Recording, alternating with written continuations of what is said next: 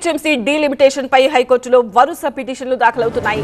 Delimitation పై అభ్యంతరం వ్యక్తం చేస్తూ పలువురు పిటిషన్లు వేశారు. వార్డుల విభజనలో అవకతవకలు ఉన్నాయని బీజేపీ పిటిషన్ వేసింది.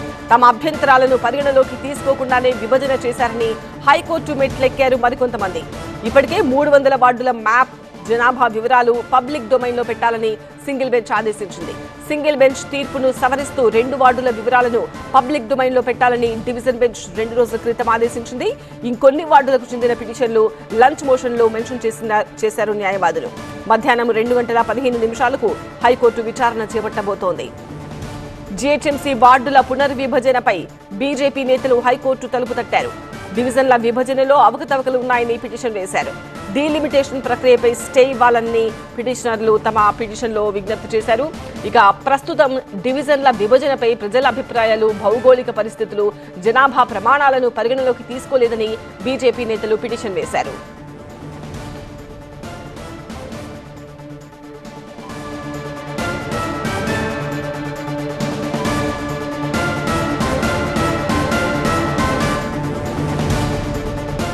జీహెచ్ఎంసీ డీలిమిటేషన్ పై అభ్యంతరాలు వ్యక్తం చేస్తూ పిటిషన్లు దాఖలయ్యాయి. మా ప్రతినిధి ప్రణీత మనకు లైవ్ లో మరిన్ని అప్డేట్స్ తో జాయిన్ అవుతున్నారు.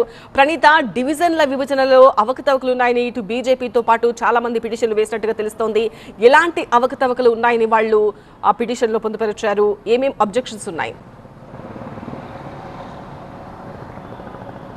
అయితే జీహెచ్ఎంసీ డీలిమిటేషన్కి సంబంధించి గత వారం రోజుల క్రితమే కొన్ని పిటిషన్స్ ఫైల్ అయినటువంటి విషయం తెలిసిందే. అయితే ఆ పిటిషన్లను సింగిల్ జడ్జ్ విజయసేన్ రెడ్డి విచారించిన తర్వాత మొత్తం ఈ 300 వార్డ్స్కి సంబంధించినటువంటి మ్యాప్తో పాటు ఆయా వార్డ్స్లో ఉన్నటువంటి పాపులేషన్కి సంబంధించిన వివరాలను పబ్లిక్ డొమైన్లో ఉంచాలని సింగిల్ బెంచ్ ఆర్డర్ ఇచ్చారు.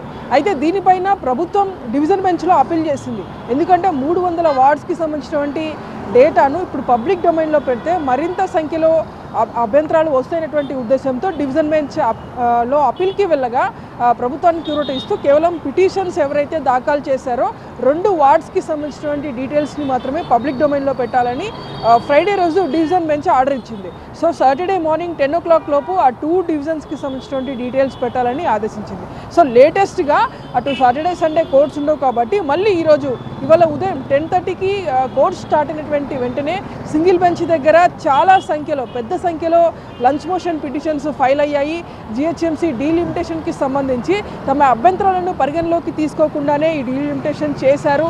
సో తమ అభ్యంతరాలను కూడా పరిగణలోకి తీసుకున్న తర్వాతనే మొత్తం అనౌన్స్ చేయాలంటూ కూడా వాళ్ళు లంచ్ మోషన్ పిటిషన్లో మెన్షన్ చేశారు. సో దీనిపైన సింగిల్ బెంచ్ జడ్జ్ మధ్యాహ్నం 2:15కి విచారిస్తామని చెప్పారు.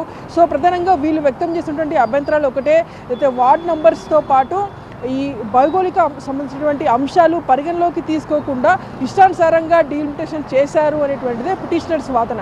సో ఈ పిటిషన్స్ అన్నిటిపైన కూడా ఆఫ్టర్నూన్ 2:30కి single bench judge Vijaysen Reddy bench ముందు విచారణకి రానున్నాయి. సంధ్య.